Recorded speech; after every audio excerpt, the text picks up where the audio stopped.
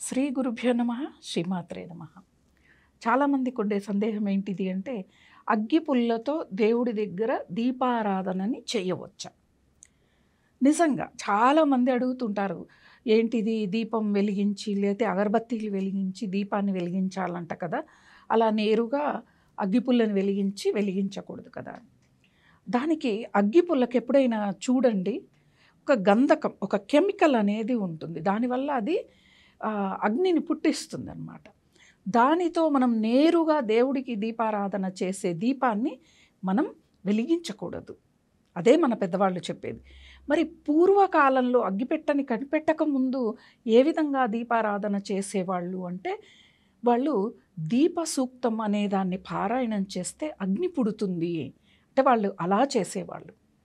వాళ్ళకున్న ప్రక్రియలు, 2 రాళ్ళని కొడితే అగ్ని పుట్టేది. అలా అనేక రకాలుగా దీపాన్ని వెలిగించుకోవచ్చు. అయితే ఎలా దీపారాధన చెయ్యాలి? అగ్గిపుల్లతో కాకుండా ఎలా చెయ్యాలి? మనము ఒక ఒత్తిని నూనెలో తడిపి పెట్టి దాన్ని అగ్గిపుల్లతో వెలిగించుకోవాలి. దీపం వెలుగుతుంది కదా, ఆ దీపంతో మనం దీపారాధనని చెయ్యాలి. ఇది శ్రేష్టకరమైన దీపారాధన.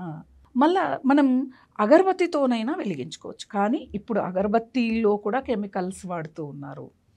మంచి సువాసన రావాలి అండి అగరబత్తీలు, ఇల్లంతా అలా సువాసనతో నిండిపోవాలండి అని మనం కోరే కొద్దీ తయారు చేసేవాళ్ళు కూడా అనేక రసాయన పదార్థాలు కలిపి అగరబత్తీలను కూడా తయారు చేస్తున్నారు. అవి కూడా వైద్యులు చెప్తూ ఉన్నారు, అగరబత్తీల వాసన పీల్చే వాళ్ళు సిగరెట్ తాగే వాళ్ళతో సమానం, అటువంటి అనారోగ్య సమస్యలు వస్తాయని చెప్పి స్పష్టంగా చెప్తూ ఉన్నారు. అందుకే గోవుకు సంబంధించిన అగరబత్తీలు కానీ, అలాగే ధూపం వేసే ఆ ధూప్ స్టిక్స్ కానీ అవి వాడండి. అవి వాడటం వల్ల మనకి అనారోగ్య సమస్యలు అనేవి రావు. అలాగే చాలామంది అడుగుతూ ఉంటారు, అమ్మ సరే దీపారాధన ఇలా ఒత్తితో వాడాము మేము చాలా పేదవాళ్ళము, మరి ఇది నూనెలో అద్ది తీసి వెలిగించాలంటే కూడా కొంచెం మాకు ఇబ్బందికరమైన పరిస్థితులు, అంత సమయం కూడా లేదు అంటూ ఉంటారు. కానీ అది మీరు దీపారాధన చేసే ఏ ప్రమిదలో నూనె ఉంటుందో దాంతోనే తడుపుకోండి. తడిపి మనం పిండితే ఆ నూనె మళ్ళీ అలాగే వెలుగుతుంది, దాంట్లో ప్రమిదలో ఉంటుంది. అలా వెలిగించుకోండి. అలా వెలిగించటం వల్ల స్వచ్ఛమైన దీపారాధన మనకు అవుతుంది. ఇంకొకటి, మనము దీపారాధన కుందుల్లో పోసే నూనె కూడా అనేక రసాయనాలతో తయారు చేసిన పూజా ద్రవ్యం మనకి అందిస్తూ ఉన్నారు. మనమేమో పూర్వకాలంలో నువ్వుల నూనె, అలాగే ఆవు నెయ్యి, ఇంట్లో ప్రతి ఒక్కళ్ళకి ఆవులు ఉండేటివి, ఆవు నెయ్యితో దీపారాధన చేసేవారు. ఇప్పుడేమో ఆవులు తక్కువైపోయాయి, ఆవు నెయ్యి చాలా ఖరీదైనది. నువ్వుల నూనె, ఆవు నెయ్యి 2 కలిపి చేస్తే చాలా మంచిది. మనకి ఇప్పుడు గానుగలు మళ్ళా తిరిగి వచ్చాయి, అక్కడక్కడ గానుగలు కనిపిస్తాయి. నువ్వుల నూనె అక్కడ స్వచ్ఛంగా తయారు చేయించి తీసుకొని వచ్చి, ఎవరైనా ఆవు నెయ్యిని, ఆవులు ఉన్న వాళ్ళ దగ్గరికి వెళ్ళి ఆవు పాలు మీరు పోయించుకుంటే దాంతోనే నెయ్యిని తయారు చేస్తే ఇంకా మంచిది భగవంతుడికి, దాంతో దీపారాధన చేస్తే అన్నమాట. ఈ రెండింటిని కలిపి చేసేవాళ్ళు. ఇప్పుడు మనకంత సమయము లేదు, అంత ఓపిక లేదు. ఏదో దుకాణంలోకి వెళితే వాళ్ళు పూజ నూనె అంటే ఇస్తారు.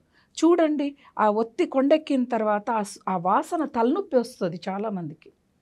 అంటే అది పొగ వచ్చేస్తుంది కదా, వాసన వస్తుంది కదా, అది తలనొప్పి వస్తుంది. అంటే ఇటువంటి నూనెలతో దీపారాధన చేయటం, ఇటువంటి రసాయనమయ వస్తువులతో తయారు చేసిన వాటితో మనం దీపారాధన చేయటం ఆరోగ్యానికి హానికరం.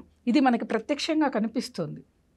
ఆ పొగ వల్ల, ఆ ధూపం నుంచి వచ్చే ఆ పొగని పీల్చటం వల్ల ఊపిరితిత్తుల సమస్యలు, చాలామంది మేము సిగరెట్ కాల్చమండి, కాకపోతే ఊపిరితిత్తుల సమస్యలు ఎలా వచ్చాయంటే ఇలా వచ్చాయి. కాబట్టి చూసి గో సంబంధితమైన ఇవన్నీ ఎక్కడ తయారైతావో అవి తీసుకొని మీరు వాడటం వల్ల మంచిది. అగ్గిపుల్లతో ఎందుకు వెలిగించరో, వెలిగించటం వల్ల వచ్చే సమస్యలు ఏంటిదో కూడా తెలుసుకున్నారు కదా. మన సాంప్రదాయాన్ని కాపాడుదాం, సాంప్రదాయాన్ని అనుసరిద్దాం.